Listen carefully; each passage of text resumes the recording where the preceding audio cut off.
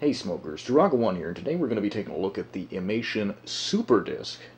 It reads 128 megabyte magnetic discs in the 3.5-inch profile. It's also backwards compatible with the regular 1.4 megabyte floppy disks, so it can easily replace your existing floppy disk drive if you so choose.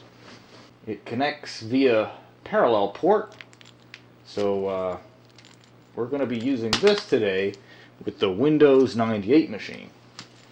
Here's the instruction manual. It has basic steps on how to hook it up and connect it to your PC. And there you go. Right now we already have the SuperDisk in there. At the time when this was, well, new, 120 megabytes was like having 100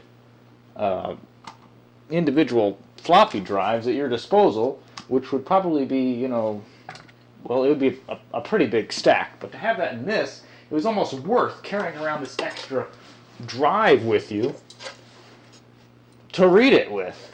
In the time it would take to load all those disks in, you could theoretically take this to a friend's house, install the drivers, restart the computer, and put your disk in and probably load the files faster than if you actually did have individual floppy disks. And if you had larger files than 1.4 megabytes, then you would have to actually have some sort of software to split the files down into parts, then reassemble them after the parts got copied over. It would have been a mess. So 120 megabytes is kind of a big deal in the floppy disk world, and right now there is actually a disk in there right now, but I can't get it out because there's no other way to eject it. It needs to be plugged into power. And it sounds like something's broken in there, so hopefully this will actually work. And apparently, not that you can see it, but this drive uses a laser beam. It employs a visible class 1 7 milliwatt laser beam. Laser radiation may be present when the drive operates without panels or covers installed. Damn, this is taking floppy disks to the next level. Okay, so we're going to be using the Ultimate DOS machine right here to, of course, hook up the SuperDisk. Now, before we can even plug it in, Windows 98 will be very angry that it doesn't have any drivers, so we're going to install the drivers first.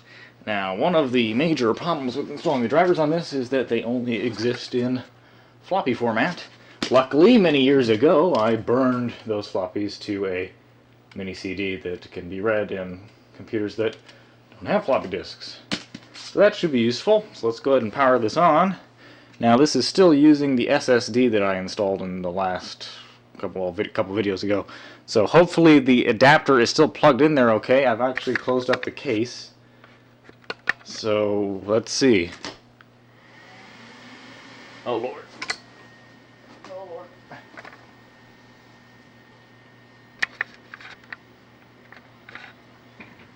Looks good so far. Hey, not bad. Not bad at all.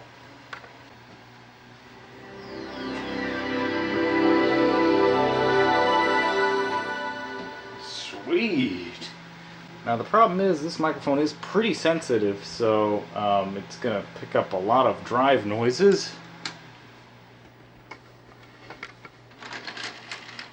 So let's take our Lego Rock Raiders out of there and put in our SuperDisk.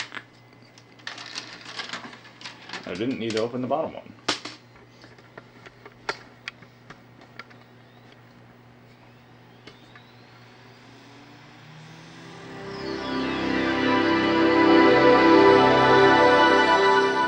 And in case you missed it the first time, that is the startup sound. The one thing you're going to notice about this video in general is that it's going to be a little bit smoother than some of my other videos because it is running at 60 frames per second. This camera, for whatever reason, seems like it outputs a higher frame rate than just 30, or at least that I can tell. It probably is like 29.97 or whatever, but it actually looks kind of smoother in some places for some reason.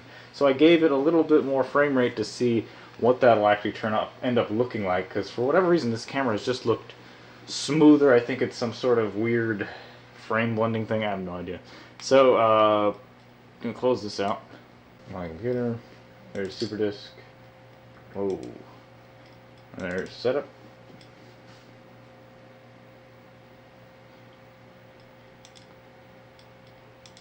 This. Next. Available space. A couple. That was fast. Okay. I will connect the SuperDisk drive to the parallel port later, because I haven't done it yet. I guess you can do whatever you want. If you have chosen to connect it to your device later, you will have to restart your system before you can use the device. The drive letter assigned will not be fixed to the drive letter. You will have to... Okay, whatever. No, I do not want to read the README file.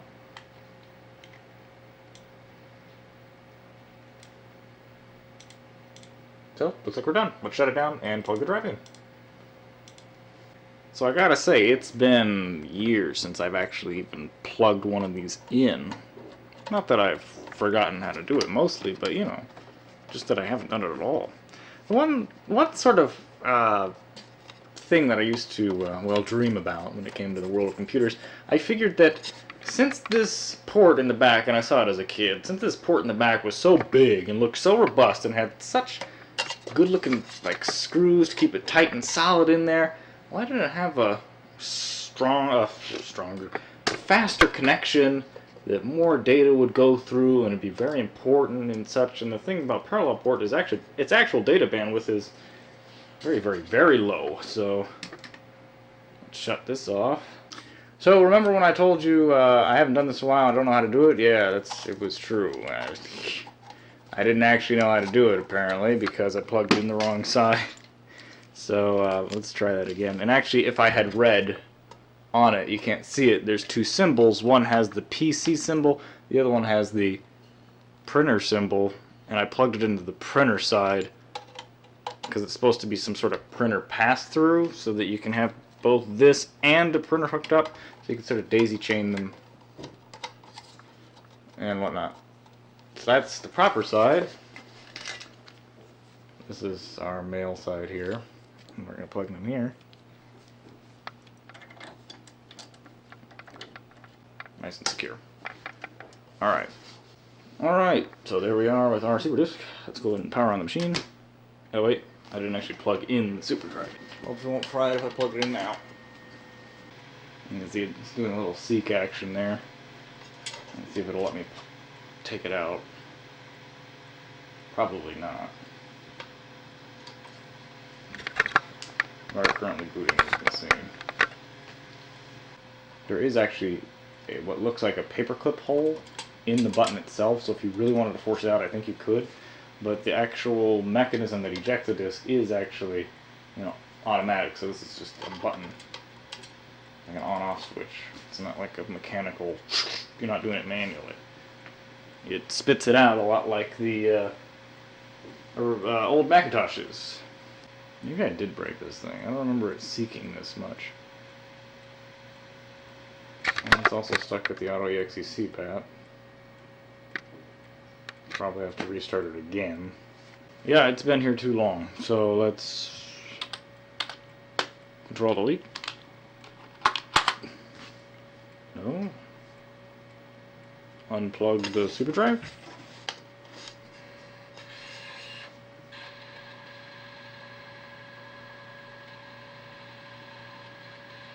That sounds pretty terrible. Oh, now that the computer's off, I can retrieve the disk. And as you can see, it has this really gnarly looking little disk protector there. So I'm going to leave that out. We're going to try powering on the computer again. And once again demonstrating that the camera makes black pixels look like gray pixels. This is supposed to be completely black, but it just looks gray, so oh well. So at this screen, the drive sounded like it just seeked. I think this is where it's the driver is loaded in. I'll find out if that's actually going to work. Probably won't. Up. Up. There we go.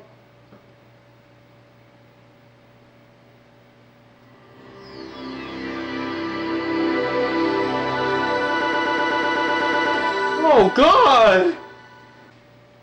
Alright, so when this decides to not be an S, over to my computer.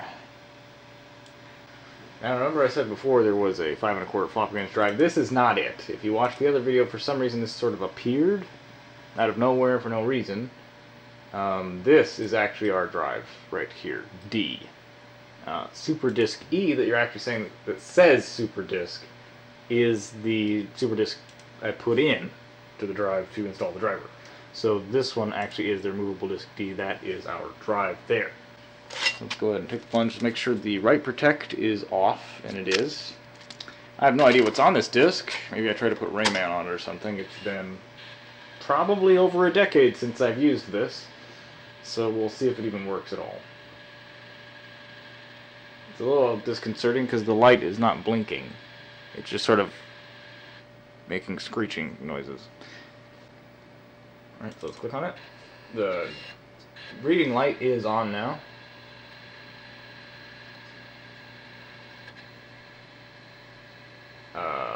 Shit.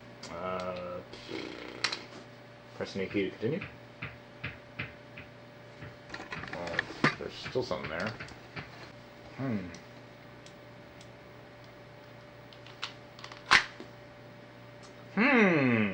Ooh, that's pretty. Oh, dang.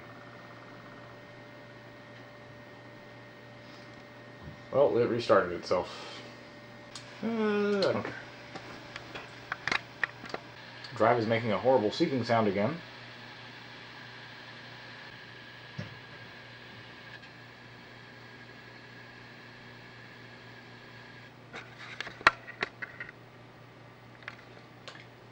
Windows protection error. You need to restart your computer.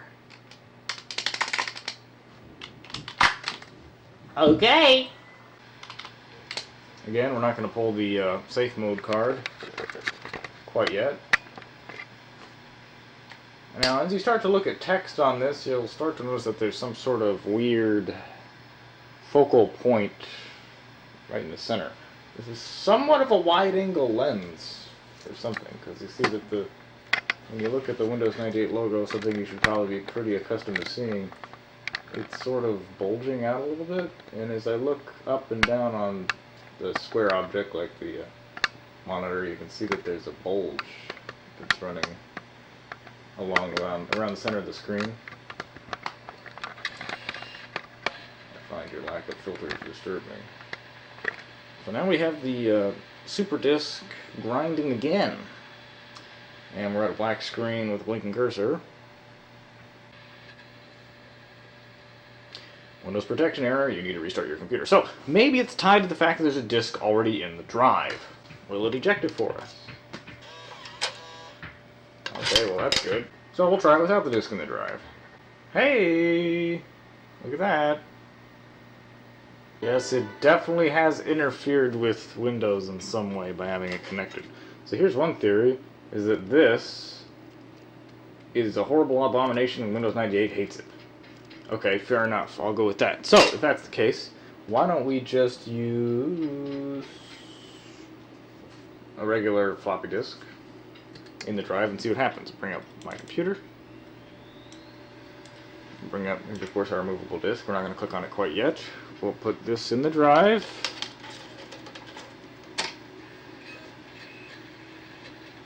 Let it churn for a while.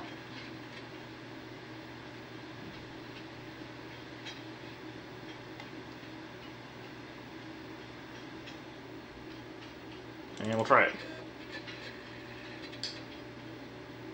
There we are. Boom, baby.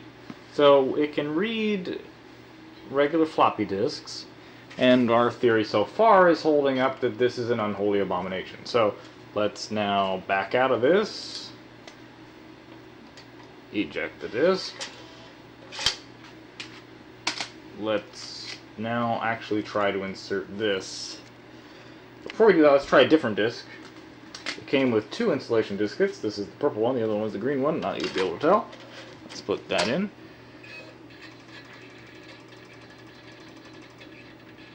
Sounds awful. Sounds like something is broken. So click on this. kind of want to make a remix of the sounds from this.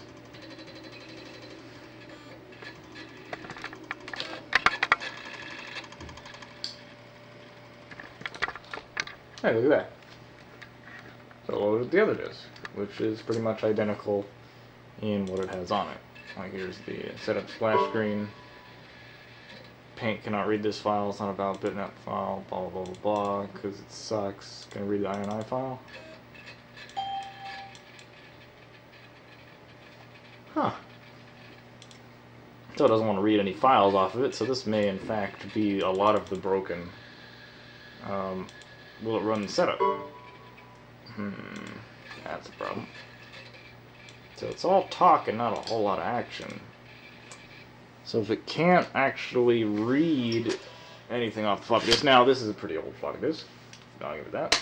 Maybe the floppy disk is just bad. Let's try yet another floppy disk, which also has a SuperDisk setup stuff on it that I made as backup. Again, it looks the same. Same sort of problem. With the likelihood of two floppy disks messing up in exactly the same way. Well, pretty likely, I guess, if they suck. So if it thinks this is an unholy abomination and it thinks that this is just throw up, then like maybe we should try the unholy abomination again? Alright, so let's try it. Put it in right now.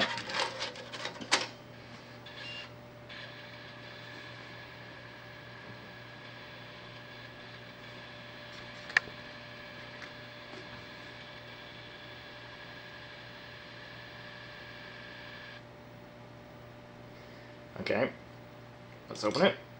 Oh, and there it is. The same stuff. Let's look at the properties. Capacity 1.38 megabytes. Huh. Wait a minute. Win95 NT121. That would be the Windows 95 and NT. Oh, you can't read that. Not 121. Windows 95 and Windows NT disk, it is remembering this floppy disk being in there. That's not what's in there, but it's still bringing it up, so that's odd. So what do we do about that? Well, I don't fucking know. Refresh the page? Doesn't do anything. Okay, so let's eject it. No longer have that in there. Still loads. Doesn't work because there's nothing there. Okay, alright, whatever. Let's try and restart it one more time and try it again.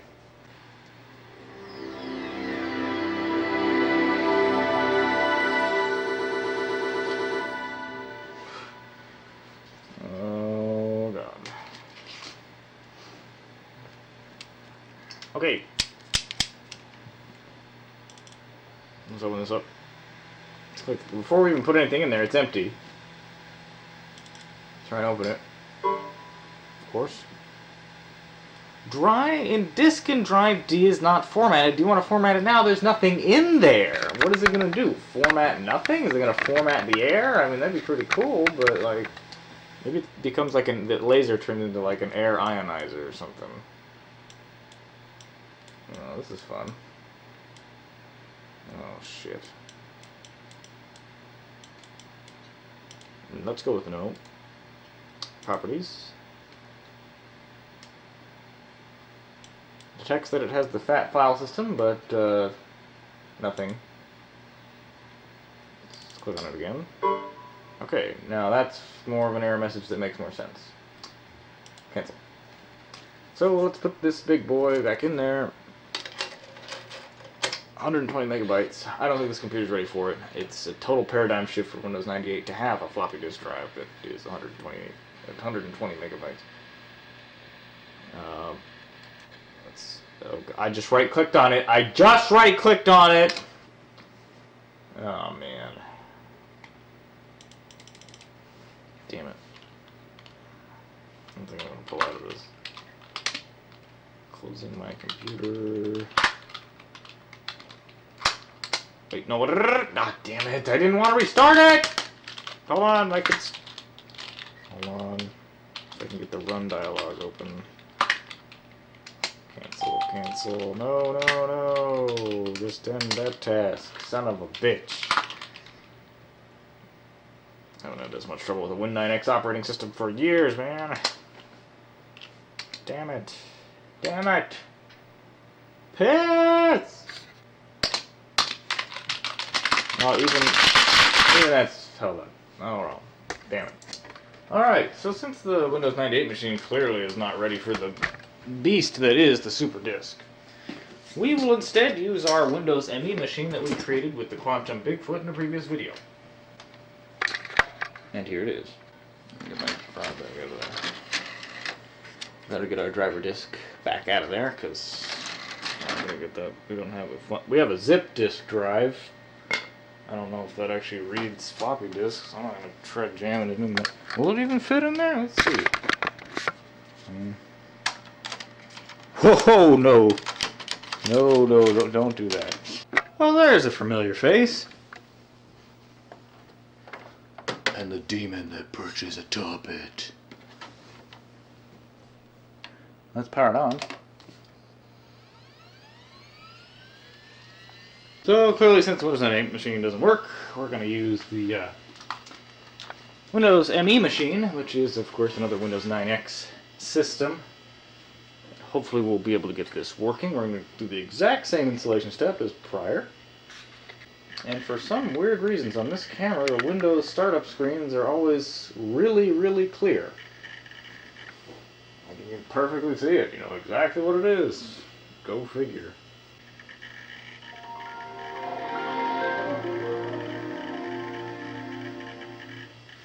The resolution on this is a little bit higher, so hopefully we'll be able to see everything. If not, I'm going to have to lower it. You can't even see it. Alright, let's go ahead and put our SuperDisk installation media in, because we still don't have a floppy disk drive. Now your ability to see anything is going to be considerably diminished at this high resolution, but let's try and roll with it anyway.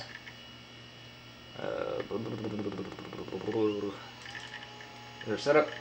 There's a SuperDisk splash screen. There's a screen going to a blue gradient. And of course the installation dialogues. And the instantaneous installation, which was actually faster than the Windows 98 machine, which actually has a faster processor and an SSD. This is a Pentium 2 with a Quantum Bigfoot. Like, I'm getting confused here of how computers work. I will connect the SuperDisk at a later time. Don't read the readme file, so I'm going to eject the unholy abomination. And I'll shut down the computer, plug it in, and then we'll be good. So again, here's the back of the Windows ME machine, I guess. Our Pentium 2 Dell, as you are well aware of. Plug it in here. Screw it in for no apparent reason. Just to slow me down when I do this next. And it appears there's nothing to screw it into. There might not actually be any holes there, so oh well. It'll have to hold all on itself. Okay, so right now the drive is actually hot, even though the computer isn't, because it's plugged into the wall all by itself separately. And the Holy Abomination on standby. Computer starting up.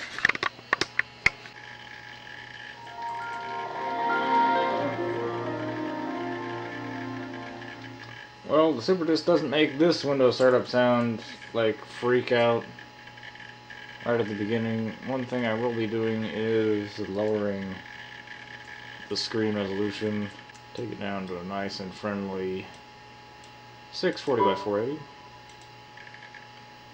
Oh my god. Let's take a look in my computer. And it's not even there. So what happened? I don't know. Because it's right here. Okay.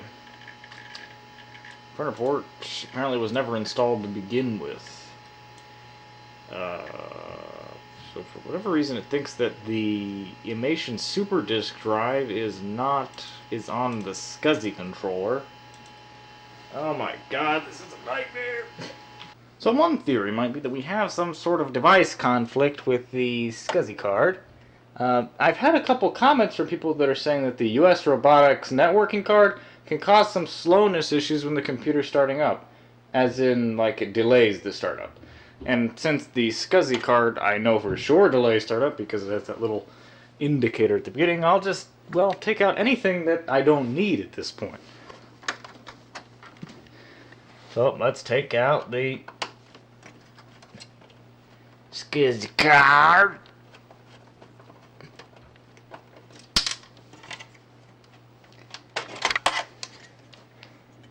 There we go. It's probably the US robotics modem here. This is 8-bit ISA. Ow. And this is... No, actually, this is probably the US robotics thing right here. Actually, I have no fucking idea. I'm just pulling this out. Now, if there are any interrupt requests... that was the wrong one. Son of a bitch. If there are any interrupt requests or conflicts or anything like that, weirdness that's going on, especially when we're dealing with ISA stuff, it looks like. Come on. You can do it. There we go. Oh, it was an Ethernet card, I guess. Huh. Something like that. Who cares? Alright, so we got a pile of crap here that you can't see. There you go. That all came out of there. We'll leave the video card behind because that's awesome. And we'll start it back up to see if it hates me. I think it was a little bit faster. Maybe. I have no idea. Okay, so while it's starting up, what do we got here? This doesn't say anything about US robotics. Big surprise. This is our 8-bit ISA modem. Ooh, that looks cool against that backdrop there. Ooh. Looks like that's some weird outline to it. Whoa. Hey kids, you like friggin' modems? Well, now you can get a new one. Oh, God. This was probably our biggest offender right here, which is the SCSI card.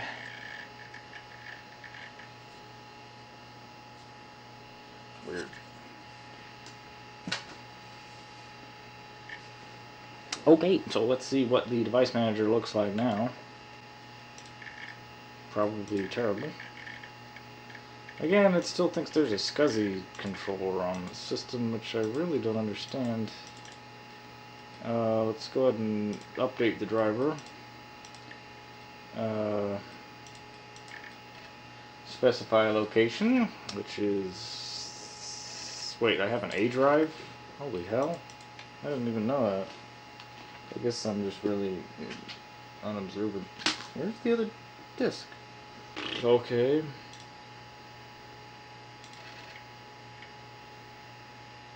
Windows, INF, Other, JMATO, INF. Imation SuperDisk Drive Parallel Port. Did that work? Fuck if I know. This device is either not present, not working properly, or does not have the drivers installed. Let's try it again.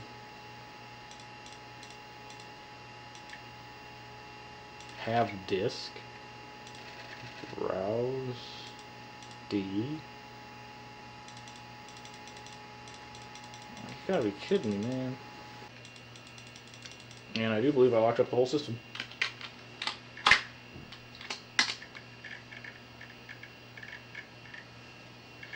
Okay. Windows ME being Windows ME. Well, let's try and reinstall it. Oh, how many times have I seen that? Usually I've only seen that... I've never seen that start to appear while the computer is still being used. Christ. Oh, now it works. Go figure. Guess it needed to crash itself.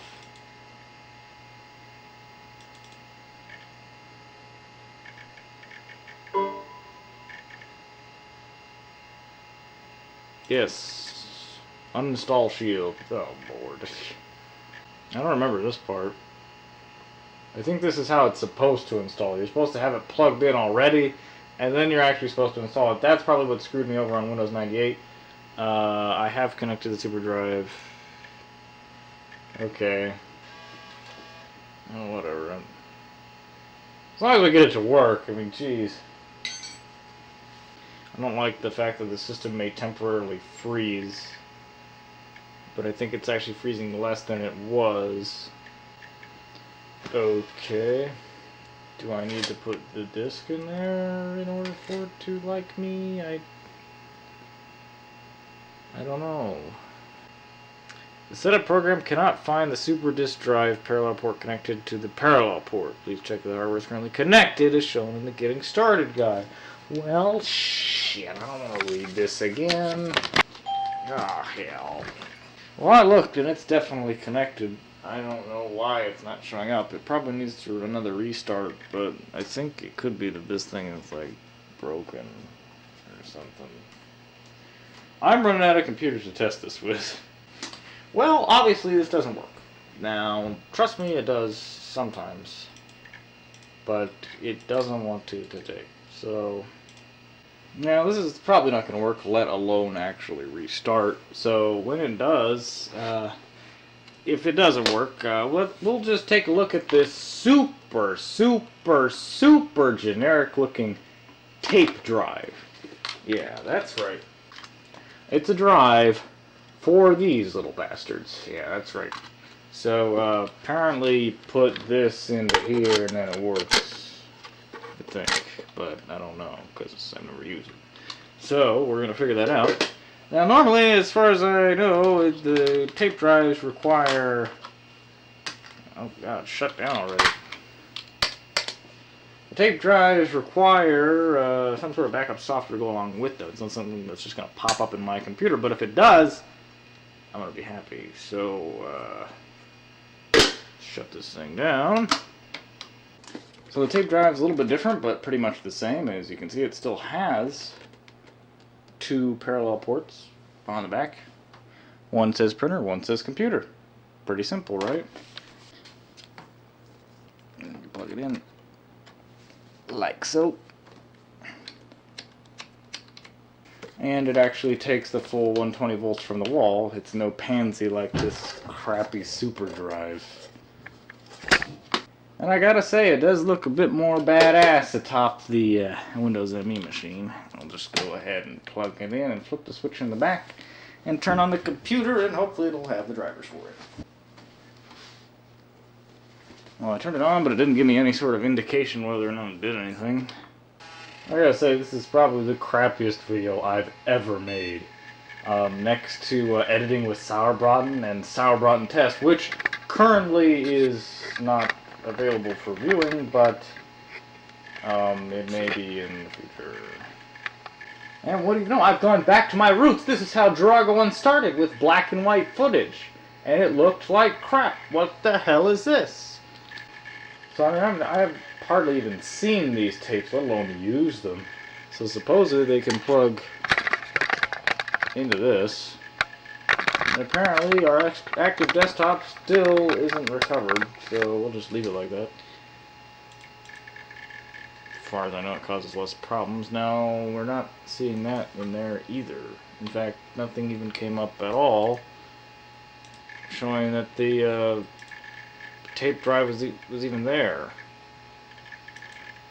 Damn. Printer port? It's printer port. Well, I mean, I guess I could plug this into the drive itself and see what happens. Supposedly it's just... Well, it's lighting up now. Oh, great. Another one that makes horrible noises. Well, I was about to say, let's go on the internet and search drivers for this thing, but I removed the Ethernet card from the computer, so that sucks. So it's kind of just sitting there, rewinding itself and flash-forwarding itself. Let's go to add hardware. Remember that control panel you never use? Yeah, that's the one I'm talking about. The add new hardware control panel. It's the one that doesn't work because if it doesn't pop up as soon as the whatever it is plugged in, it's not going to work. So now it's going to search for, again, the Imation SuperDisk drive that is already unplugged. So we're going to go for no devices in the list. Yes. So now we're going to search for devices that aren't plug-and-play compatible, which is probably this one. Oh my god. I guess my thing looks like that, because I know it doesn't look like that. And that's most certainly not like that. Windows has finished detecting hardware but did not find any new devices on the system. To manually install a specific device, click Next. So what is it? Would it be,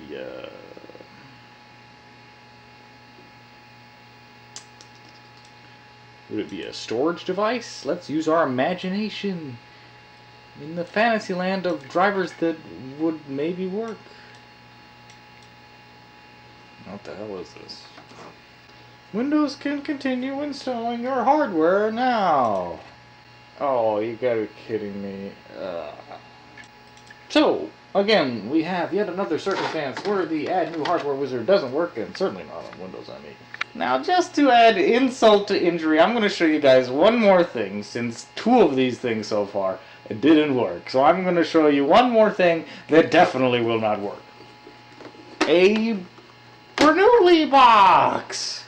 Now, as much as I'd like to have made a higher quality video of this thing, these are things that, I'm not really going to be able to make a video out of otherwise because, well, for example, this doesn't work, this doesn't work, and we're assuming that this doesn't work, and even if it does, I don't have any discs for it because they're expensive as crap. So, let's try and power this thing on.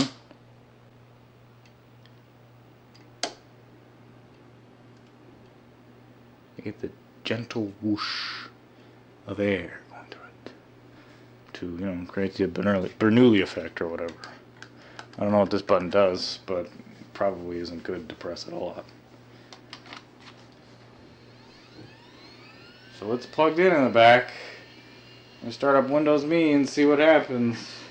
Now, if watching the LGR video of the Bernoulli box has told me anything, is that this is an old piece of crap.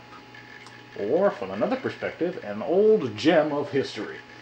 Either way you want to look at it, we're probably not going to get it working today. But if we can, well, that'll at least give the video a good ending. Now, another complication might be that, well, of course, there's not going to be anything there, but another complication might be the fact that our SuperDisk drive parallel port has infected the device manager and nothing really will work anymore. So let's try and add new hardware again. Not that I think it's going to work, but just for your own... No, it's not on a list.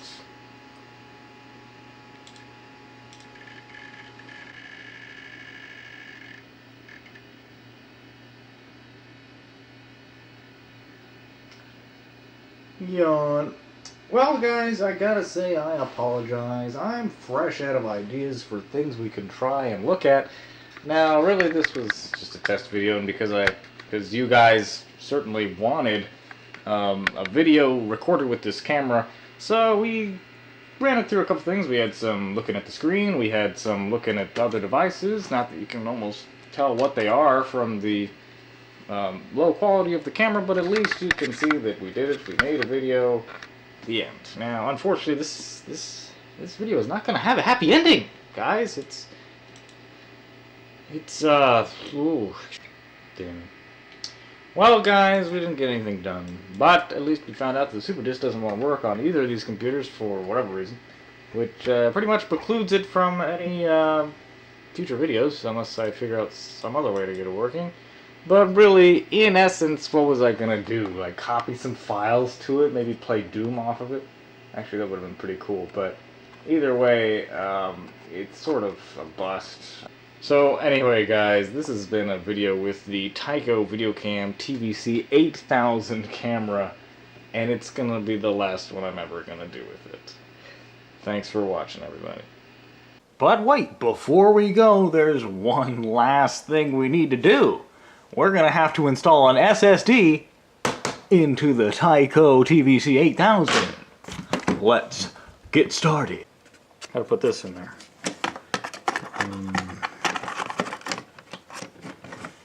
Okay. should say the connections are up here so we can wire those in.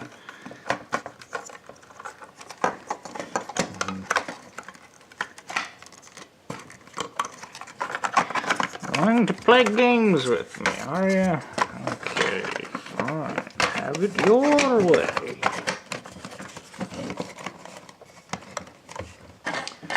That looks pretty slick. I don't know about you. There.